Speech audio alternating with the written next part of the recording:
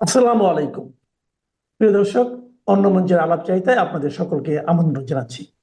নমস্কার, আমি তরুণ ঘোষ। এবার গাঁজাবাজ বলুন, গাঁজাখোর বলুন, যা যা মনে চায় বলে যান, অবশেষে গরিবের কথা সত্যি হতে চলেছে।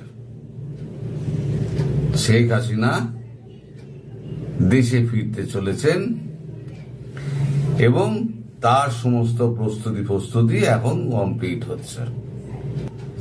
তবে খুব শিগগিরই, এই যে কদিন ধরে আমি আপনাদের বলছিলাম না যে একটা ব্যাকডোর চ্যানেলে একটা কথাবার্তা চলছে, কথাবার্তা যেটা হয়েছে, আপনাদের দেশে একটা ইন্টারিম গভর্নমেন্ট হবে।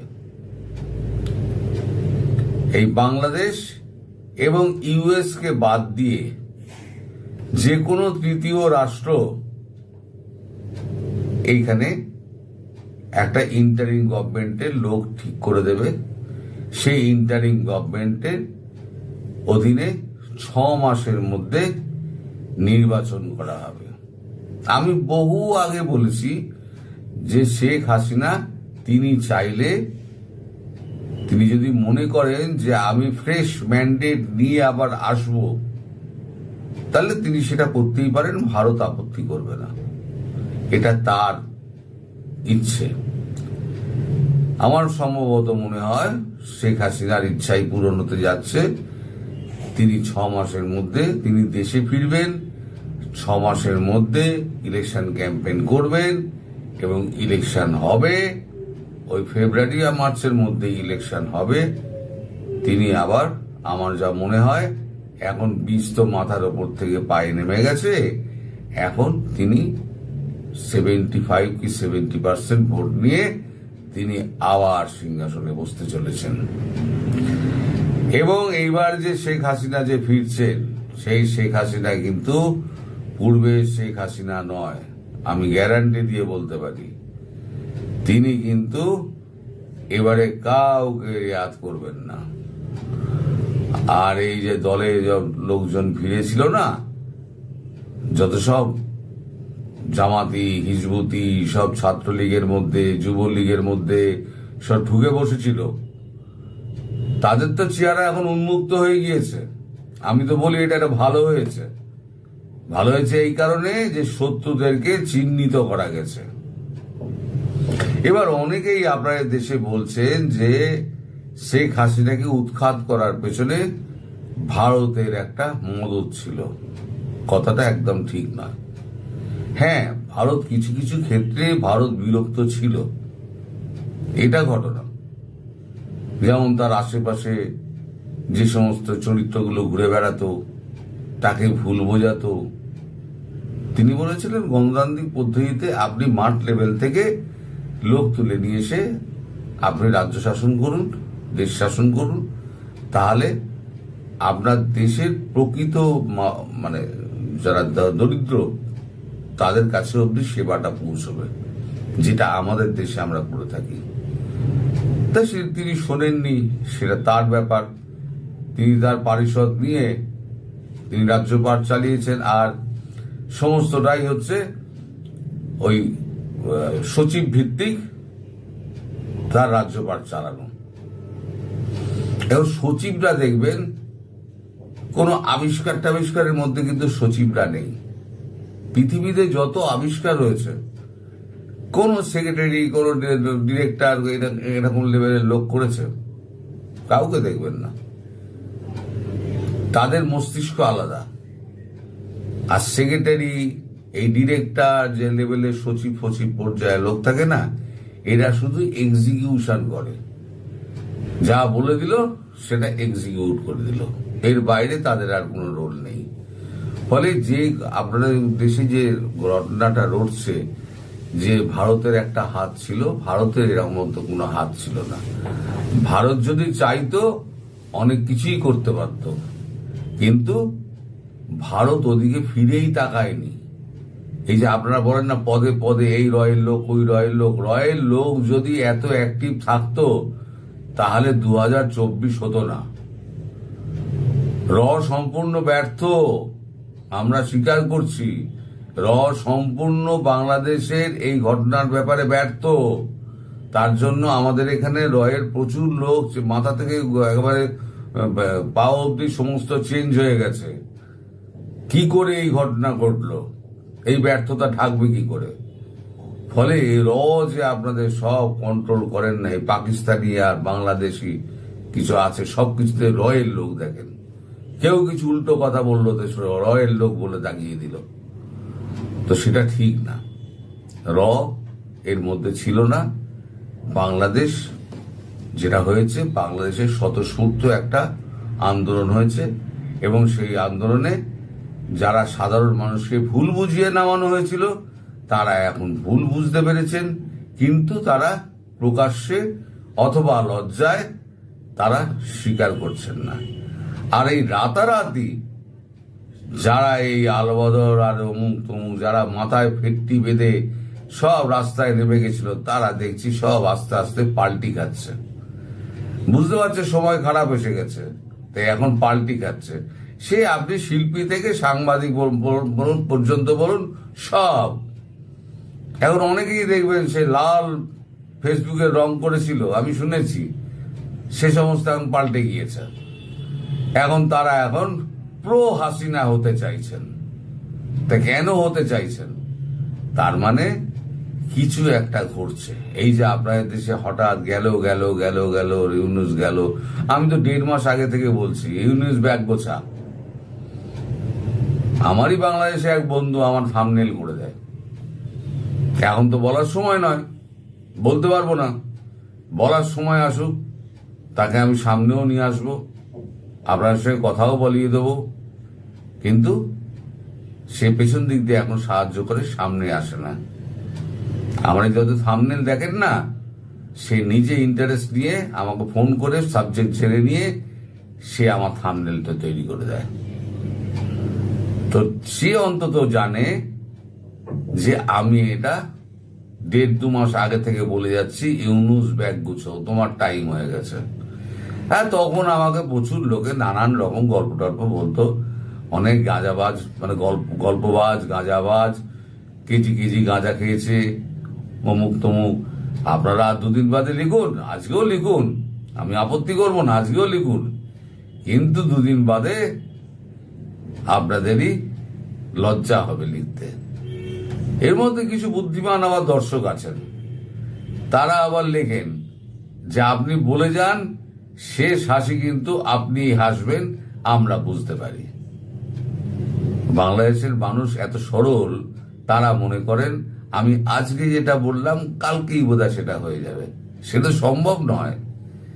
এটা একটা আলোচনার মধ্যে দিয়ে এই জিনিসগুলো হয়, সেই আলোচনাটা কানে আসে, সেই আলোচনাটা পাকবে, পেকে তারপরে তার পরিস্ফুটন ঘটবে, সময় লাগে, তো সেই সময়টুকু দিতে হবে। তো আমি যেটা 2 মাস আগে বলেছিলাম ইউনূস ব্যাগ গোছাতে, তা এখন ইউনূসকে সত্যি সত্যি ব্যাগ গোছাতে হবে, কারণ ইউএস এখন আর চাইছে না, মানে ইউএস এর কাছে ইউনূস এখন বোঝা হয়ে গেছে। তার তো যা নেওয়ার সে তো এখন জান্তা সরকারের সঙ্গে, মায়ানমারের সরকারের সঙ্গে বুঝে নিয়েছে, তার তো আর করিডোর লাগছে না। আর এদিকে শিব গড়তে তো বাঁদর করে ফেলেছে ইউনূস তার সরকারকে দিয়ে, সমস্ত সন্ত্রাসবাদীদের ছেড়ে দিয়ে দেশটার 12টা বাজিয়ে দিয়েছে। মুখ পুড়েছে কার? মুখ ইউনূসের যেমন পুড়েছে, তার থেকে বেশি পুড়েছে হচ্ছে আমেরিকার, ডিপ স্টেটের। এবার ডিপ স্টেট যদি ওখানে যায়, ডিপ স্টেটও লাথি মারবে।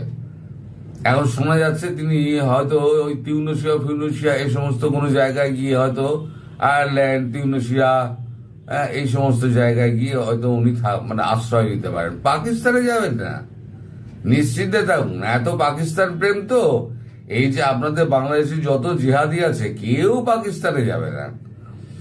এখন বঙ্গোপসাগরে ঝাঁপ দেওয়া ছাড়া তাদের আর কোনো উপায় নেই, কারণ শেখ হাসিনা বলে দিয়েছেন এবারে আমি কাউকে ছাড়বো না, কাউকে ছাড়বো না, এবং না ছাড়াই উচিত।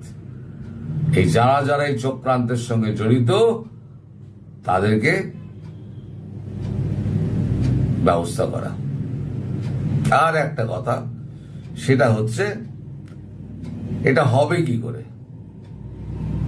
এটা হবে এই করে যে আপনাদের যে সেনাপ্রধান, সেই সেনাপ্রধানকে ইউনাইটেড স্টেটস অফ আমেরিকা তাদের প্রতিনিধি মাধ্যম একটা বার্তা পাঠিয়ে দিয়েছে, সব ঠিকঠাক করো, সব ঠিকঠাক করো, শেখ হাসিনা ফিরছেন।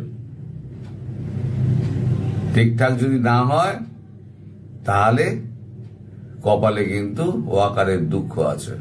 এমনিও ওয়াকারের কপালে খুব দুঃখ আছে, জানি না শেখ হাসিনা হাতে পড়লে কি হবে, কিন্তু আমেরিকার কথা না শুনলে ওয়াকারের উপায় নেই। তাই আজকে আমি খবর পেয়েছি সকাল সকাল নাকি দরবার ডাকা হয়েছে। দরবার ডেকে তিনি বিশ্লেষণ করবেন সামগ্রিক পরিস্থিতি, এবং সেখানে 3 বাহিনীর প্রধান আছেন, তারা এখন সলা পরামর্শ করে তারা এখন যা ব্যবস্থা করার ব্যবস্থা করবেন, এবং ব্যবস্থার উপরে নজর রাখবে ভারত। যদি ব্যবস্থা ঠিকঠাক হয় তাহলে পরে শেখ হাসিনাকে ঠিক সময় মতো এখানে এনে পৌঁছে দেবে। আর যদি ওয়াকার ইউনুস যদি কোনো রকম গন্ডগোল করে তাহলে ভারত কিন্তু ইউএস এর কথা আর মানবে না, তখন ভারতের মতো ব্যবস্থা করবে। আর যাই হোক না কেন, সেটা আমার মনে হচ্ছে সেপ্টেম্বরের মধ্যেই হয়ে যাবে। এতদিন আমি আপনাদের বলিনি, আজকে আমি বলছি, যা হওয়ার এই সেপ্টেম্বরের মধ্যেই হয়ে যাবে। আপনারা এখন অপেক্ষা করতে থাকুন আর চা মুড়ি নিয়ে খবর দেখতে থাকুন। ভারতীয় চ্যানেল দেখবেন, আপনাদের চ্যানেল দেখবেন না, সব ভুলভাল খবর বলে বেড়ায়। এরা কোনোটা সত্যি বলে না, শুধু ভারতের নিন্দা করছে।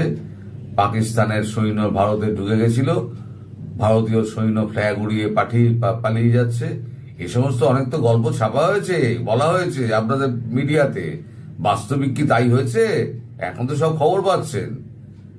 ঠেঙিয়ে বিষ জেলে দিয়েছে, আবার ঠেঙা, সমস্যাটা মিটে যাবে।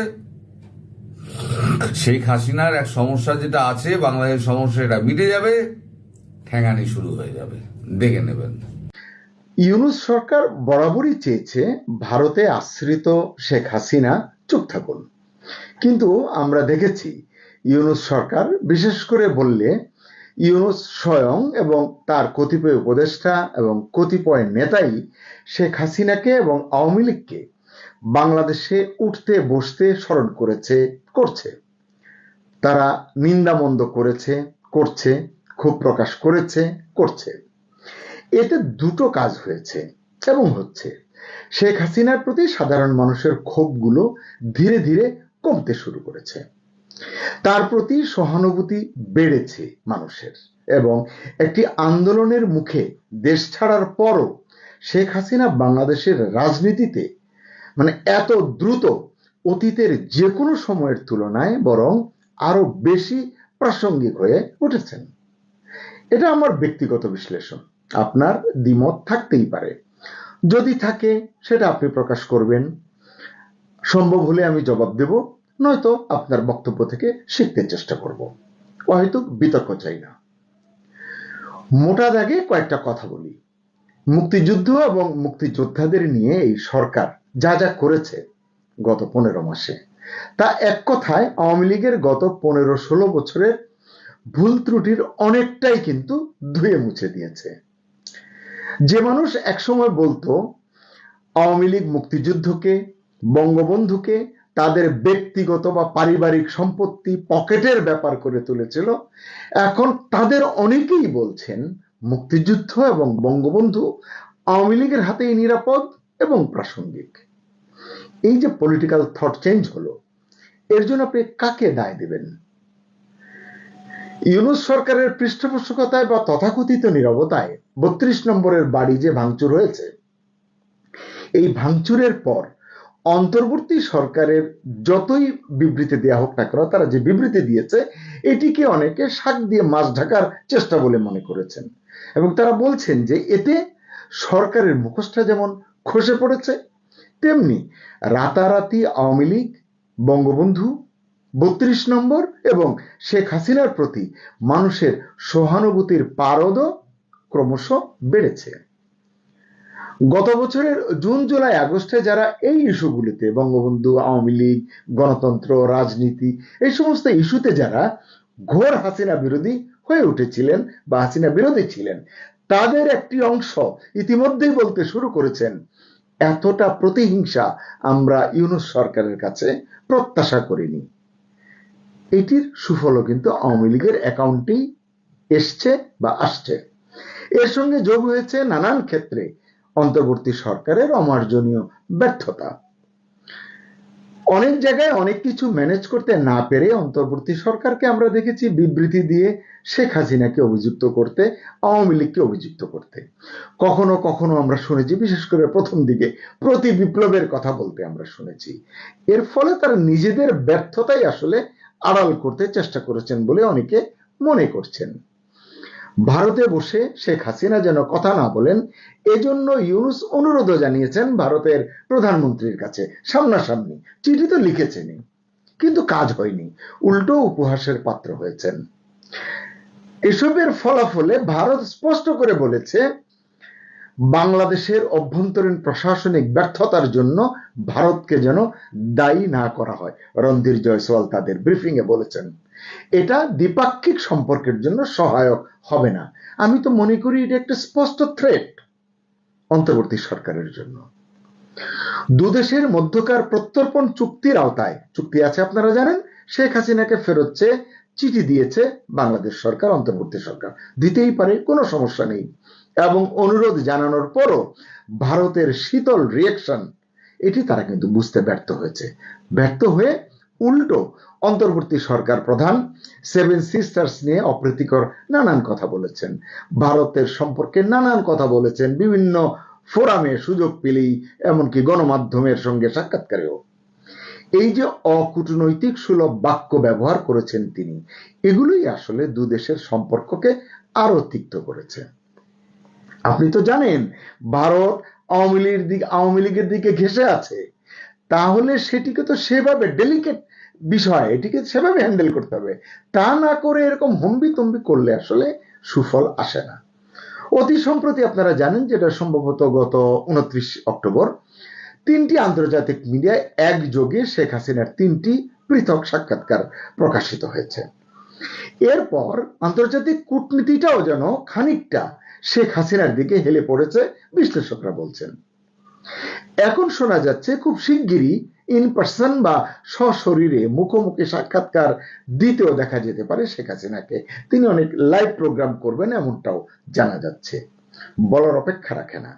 এই ঘটনাগুলো ভারতের সম্মতিতেই হচ্ছে বা ভারতের সন্তুষ্টি মাথায় রেখেই এটি আসলে হচ্ছে।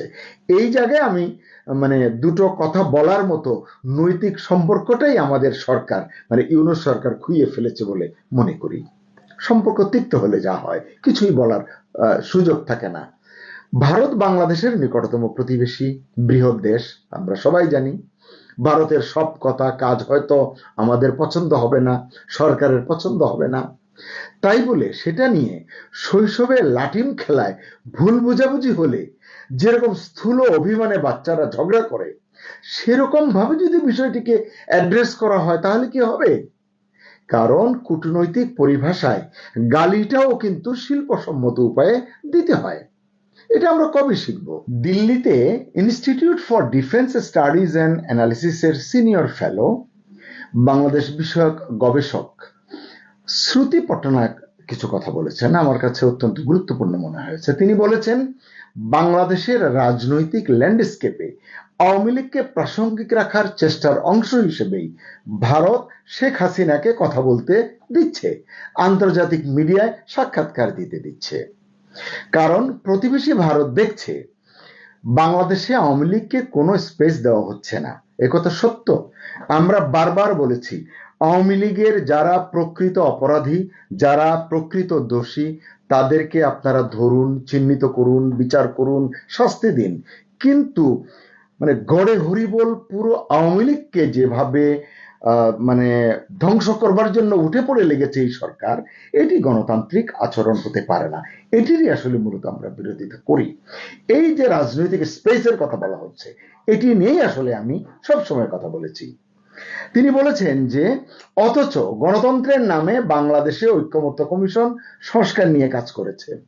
জুলাই সনদ চূড়ান্ত হওয়ার পথে, সামনে জাতীয় নির্বাচন হবে, যদি হয়, কোথাও আওয়ামী লীগের অংশগ্রহণের সুযোগ নেই। এটি তো কোনো গণতান্ত্রিক আচরণ হতে পারে না, চিন্তা হতে পারে না। এরকম পরিস্থিতিতে মুক্তিযুদ্ধে সহায়তাকারী দেশ হিসাবে ভারত আওয়ামী লীগের পক্ষে কাজ করবে, এটা তো সহজ সমীকরণ। এছাড়া আওয়ামী লীগ সভাপতির সঙ্গে ভারতের সরকারি দল বিজেপি, প্রধান বিরোধী দল কংগ্রেস এবং অন্যান্য দলের সঙ্গেও যে সম্পর্কের সমীকরণ, এটাও তো মাথায় রাখতে হবে। মুখস্থ তো দেশ চালানো যায় না। অনেকে বলবেন ভারতের কি, বাংলাদেশে যা হয় হোক, ভারত কেন নাক গলাবে? ঠিক, হয়তো গলাতো না, কিন্তু ভারত যখন দেখছে ৭১-এর মুক্তিযুদ্ধের বিরোধিতাকারী শক্তি, বহুল বিতর্কিত এবং নিন্দিত দল জামাত এখন বাংলাদেশের রাজনীতিতে গুরুত্বপূর্ণ হয়ে উঠেছে, অথচ মুক্তিযুদ্ধের সংগঠক দল আওয়ামী লীগের সেখানে সুই ফোটানোর সুযোগ নেই, তখন তো ভারত তার ভূমিকাকে আরো লাকসই এবং জুৎসই করার চেষ্টা করবে। এটা বুঝতে না পারলে যারা দেশ চালানোর দায়িত্ব নিয়েছেন তাদের বুদ্ধি প্রজ্ঞা নিয়েই প্রশ্ন ওঠাটা স্বাভাবিক। ওই যে আমি বললাম যে অপরাধী তার বিচার দিন না, সবাইকে কেন আপনি কচুকাটা করতে চাচ্ছেন? কারণ আন্তরাষ্ট্রীয় সম্পর্ক এবং আন্তর্জাতিক কূটনীতি তো আর মাইক্রো ক্রেডিটের লেনদেন না রে ভাই। অনেক পণ্ডিত বলতে পারেন যে ভারত এরকম করলে তো ঢাকা দিল্লি দ্বিপাক্ষিক সম্পর্ক আরো বেশি উঠতে পারে। আমি পাল্টা প্রশ্ন করি, বিষের বাকি আছে কি? ভারত যেভাবে চিকেন নেকে হাত এবং পা বাড়িয়ে দিয়েছে, এছাড়া কখন কি করবে তাও আমরা ঠিক জানি না। এমন অবস্থায় অন্তর্বর্তী সরকার কি করবে তা তো বুঝতে পারছি না, কারণ সরকার তো চুপ করে আছে। মনে রাখতে হবে, সত্যিই যদি আমরা আরো বড় কোনো বিপদে পড়ি ভারতের দ্বারা, ভারত যদি আরো আগ্রাসী হয়, যুক্তরাষ্ট্র কিংবা জাতিসংঘ করা ছাড়া এখানে এসে বাংলাদেশের পাশে দাঁড়াবে না। তাই আমাদের রাজনীতি, আমাদের কূটনীতি আমাদেরই দেখতে হবে। প্রতিবেশীর সঙ্গে সম্মানজনক সম্পর্কটাও আমাদেরই ঠিক রাখার চেষ্টা করতে হবে। এখানে একটা টুইস্ট আছে, যেটা ইউনূস সরকারের বোঝা দরকার। আন্তর্জাতিক সম্পর্ক বিশেষজ্ঞ অধ্যাপক বলদাস ঘোষাল একটি চমৎকার কথা বলেছেন, তা হলো শেখ হাসিনাকে দিয়েই পাল্টা আক্রমণ শানাচ্ছে ভারত। এটি কি সরকার, অন্তর্বর্তী সরকার বুঝতে পারছে? মিস্টার ঘোষাল বলছেন যে ভারতের পক্ষে আনুষ্ঠানিকভাবে বা প্রকাশ্যে যে কথাগুলো বলা সম্ভব নয়, তার অনেক কথাই শেখ হাসিনার মুখ দিয়ে বলানো হচ্ছে। তিনি এটি মনে করছেন, আমি আবার এটি মনে করি না। এখানে অন্য রাজনীতিও থাকতে পারে। মিস্টার ঘোষাল বলেন, বাংলাদেশের সাম্প্রতিক কিছু ঘটনাকে দিল্লি ভারত বিরোধী পদক্ষেপ হিসেবে মনে করছে। বাংলাদেশে পাকিস্তানের সামরিক জেনারেল বা সামরিক কর্মকর্তাদের ঘন ঘন সফর হচ্ছে, আমরা দেখছি। আইএসআই এর অফিস খোলার সংবাদ আমরা পাচ্ছি, তারাও পাচ্ছে। এবং সেভেন সিস্টার্স নিয়ে ইউনূসের উস্কানিমূলক বক্তব্য আমরা শুনছি, তারা শুনছে। রাজনৈতিক নানান বয়ান তারা শুনছে, আমরা শুনছি। এইসব নিয়ে ভারত আসলে তাদের নিজেদের স্ট্যান্ডটা আসলে স্পষ্ট করতে চাইছে বলে আমার কাছে মনে হচ্ছে। এই যে আমি বলি যে কোন দেশে জেনারেল এলো আর গেল, তাতে ভারতের আসলে মাথা ব্যথা থাকার কথা নয়, কিন্তু আমাদের বিহেভিয়ার, আমাদের কথা, আমাদের আচরণ, এগুলি আসলে। এখানে আমি প্রসঙ্গক্রমে একটা কথা বলতে চাই যে আমরা ওই যে দিল্লি না ঢাকা, মানে এই যে স্লোগানগুলো মানে অনেক শুনেছি, শুনতে শুনতে আমরা আসলে করাচির দিকে ঝুঁকে গেছি, আমরা আবার ওয়াশিংটনের দিকে ঝুঁকে গেছি। এ প্রসঙ্গে মানে এই প্রোগ্রামের ফাঁকে আমি দেখছিলাম শরীফুজ্জামান শরীফ, মানে টকশোর একজন পরিচিত মুখ এবং একজন সাবেক ছাত্র নেতা, তার একটি পোস্ট তিনি আপনার দীপ্ত টেলিভিশন টকশোয় গিয়েছিলেন, তার একটি সামারি তার পোস্টে দিয়েছেন, আমি একটু পড়ে আপনাদের সঙ্গে শেয়ার করতে চাই। তিনি লিখেছেন, শেখ হাসিনার সরকার ফ্যাসিস্ট, তাকে পরাজিত করতে হবে। 10 বছর ধরে জুনায়েদ সাকি বা নুরুল হক নূরের এই বক্তব্য যাদের উজ্জীবিত করত, যারা হাততালি দিতেন, শেখ হাসিনার বিদায়ের পর এখন তারা ঝাড়ু মিছিল করে বলছে সাকি নাস্তিক, সাকিকে এই এলাকায় নির্বাচন করতে দেয়া যাবে না। নূর ধাওয়া খেয়ে কার রান্নাঘরের ভেতর আশ্রয় নিয়ে ফোন করে পুলিশকে বলছে আমাকে উদ্ধার করেন। তাহলে সবসময় একজনই ফ্যাসিস্ট নয়, সুযোগ পেলেই আমরা ফ্যাসিস্ট হয়ে উঠি। অনেক নিগুড় রহস্য আছে, বক্তব্য আছে এই কথাগুলোর ভিতরে, এই কারণে পড়ছি। তিনি লিখছেন, আমাদের মধ্যে ছোট ছোট হাসিনা বাস করে, আমি বলছি এর চেয়ে বড় বড় হাসিনা বাস করে। এ কারণেই আমাদের রাজনীতিতে পরিবর্তন দরকার, সংস্কার দরকার ছিল। সেই সংস্কার হতে পারত ডক্টর ইউনূসের হাত ধরে। শরীফ লিখছেন, তিনি আন্তরিক হলে, মানে ইউনূস আন্তরিক হলে, কিন্তু তিনি দিল্লির বদলে ঢাকা বলে চলে গেলেন ওয়াশিংটনের দিকে। আবার পাকিস্তানও আছে, তার সরকার পুরো দেশটার সাথে ধোঁকাবাজি করলো। বাংলাদেশের মোট বাজেটের প্রায় 1/3 এখন আমেরিকা থেকে পণ্য কিনতে খরচ করা হবে।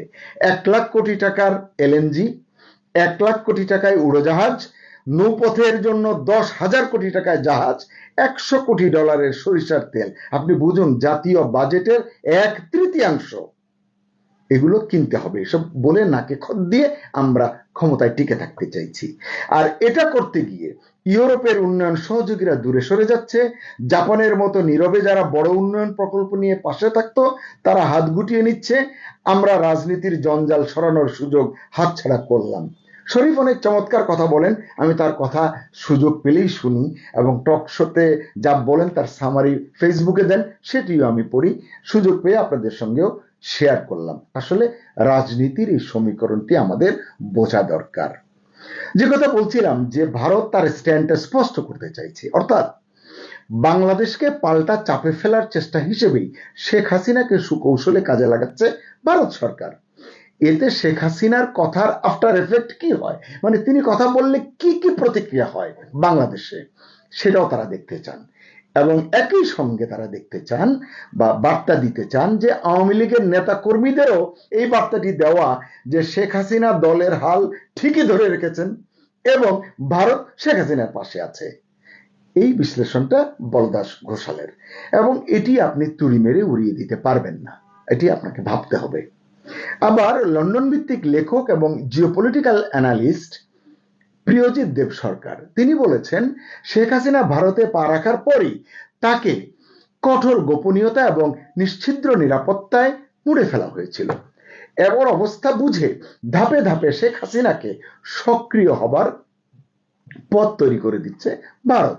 সোশ্যাল মিডিয়ার পর ইন্টারন্যাশনাল মিডিয়া, মানে এভাবে শেখ হাসিনার উপস্থিতি যদি আপনি বিশ্লেষণ করেন, এই কথাগুলোর সত্যতা হয়তো আপনি খুঁজে পাবেন।